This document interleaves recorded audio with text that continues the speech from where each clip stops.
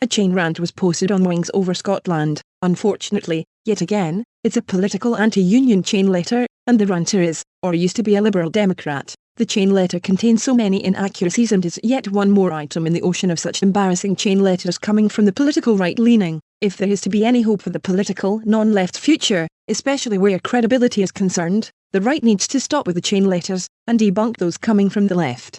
Here is a snippet from the Wings Over Scotland about page. Quote, Wings Over Scotland is a Scottish political website, which focuses particularly on the media, whether mainstream print and broadcast organisations or the online and social network community, as well as offering its own commentary and analysis. The site is edited and maintained by Reverend Stuart Campbell, a Liberal Democrat voter at every election for the last 22 years but now non-aligned. It advocates Scottish independence, but is not affiliated or connected in any way to the SNP, and neither gives to or receives money from the party, or indeed any other party. We have an inquiring mind, and actively welcome intelligent contributions from all sides of the political debate. Got something worthwhile to say about Scotland's future? Try us, unquote. The chain letter rant is titled, Comical Ali's Perfect Game. It was posted on the 15th of February, 2014 by Stuart Campbell. In this audio reading, the chain letter text will be preceded with the word chain and Stuart Campbell's with his own name. Please see a link to read the article. Stuart Campbell, actually, now that we come to examine it in detail, this one's quite special. We think every single sentence in the official No campaign's latest mail shot might be a lie. Let's step through it and see if they've really pulled off 100%er.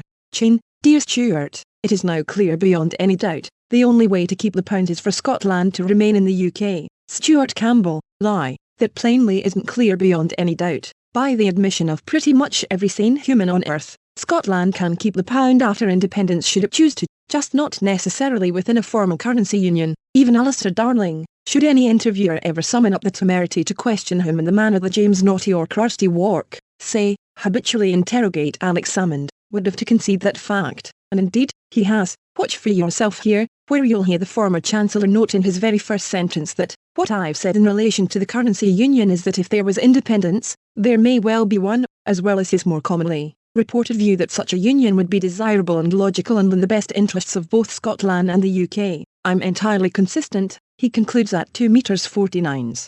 Chain, people need to know that when they go into a polling station in September they will be voting either to keep the pound or ditch the pound. Stuart Campbell, lie, people don't need to know that, because it isn't true. They'll be voting on whether Scotland becomes an independent country or not. The clue will be in the question. Anything that happens after that is a matter of politics and policies.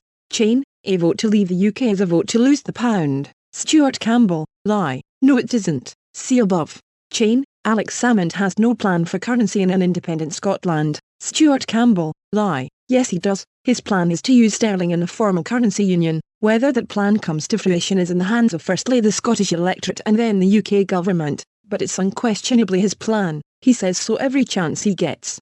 Chain, the SNP wanted to turn the pound into the Eurozone but understandably the rest of the UK have said they don't think this is a good idea. Stuart Campbell, two lies, at least. Firstly, you can't turn a currency into a place. Secondly, the SNP's plan is not to replicate the Eurozone, because the Eurozone encompasses numerous wildly divergent economies, whereas a sterling zone would comprise two very similar ones. Don't take our word for that. Listen to unionist devolution expert Alan Trench, who says the Scottish economy resembles that of the UK so closely that, using sterling, would cause none of the problems of different economic structures or cycles that have underpinned the Euro's difficulties. Left double quotation mark, and finally, the rest of the UK have not said they don't think it's a good idea. George Osborne, Ed Balls and Danny Alexander have. The rest of the UK, by a margin of almost 6-1, thinks sharing the pound is the best option if Scotland votes yes. Chain, the SNP government had already rolled out using the pound without agreement in the way Panama uses the dollar. Stuart Campbell, lie, it's never done such a thing. Chain, so what money will Scotland use? Stuart Campbell, lie, well, strictly speaking a question can't be a lie, of course, but doubt is falsely implied, which is close enough. If Scotland votes no, it'll use the pound. If it votes yes, the current Scottish government says it'll use the pound, and since no power on earth can prevent it from doing so, sterling being a fully tradable currency any nation can use without permission, we must assume it will. Chain, what we need now from the SNP isn't so much a plan B but a plan A. Stuart Campbell, lie, we already know plan A, a formal currency union, viable or not, it remains the SNP's plan. This morning's Daily Record couldn't have been much more unequivocal on it, and you can't need what you already have. Chain, now that using the pound is off the table, would we be rushing to join the euro or set up an unproven separate currency? Stuart Campbell, 2 lies. Using the pound is not off the table. Nobody can stop an independent Scotland using the pound if it wants to, and several highly knowledgeable sources in such matters, including the world-renowned Adam Smith Institute, actually think an unlicensed arrangement would be not only feasible, but preferable to a formal union, and an independent Scotland couldn't join the euro even if it wanted to. Chain, Alex Salmond should stop making reckless threats about defaulting on debt that would put jobs and businesses in Scotland at risk. Stuart Campbell, lie. Alex Salmond can't threaten to default on debt, because he doesn't have any. The Scottish Government has no borrowing powers, and therefore can't possibly have any debt. The only government in the UK which is responsible for any debt, and rather a lot of it, is the UK Government. Who says so? The UK Government does. Chain, people know that if you don't pay your debts your credit rating is shot, and that means everything is more expensive. Stuart Campbell, lie. A bad credit rating doesn't make everything more expensive. It, sometimes, can make precisely one thing more expensive: the cost of borrowing money. Shoelaces and cornflakes don't go up in price at Tesco if you don't pay your gas bill, but it's a moot point, as Scotland doesn't have any debt to pay. Chain, help Better Together campaign to keep the strength and security of the UK pound by donating what you can today. Alistair Darling, Better Together leader.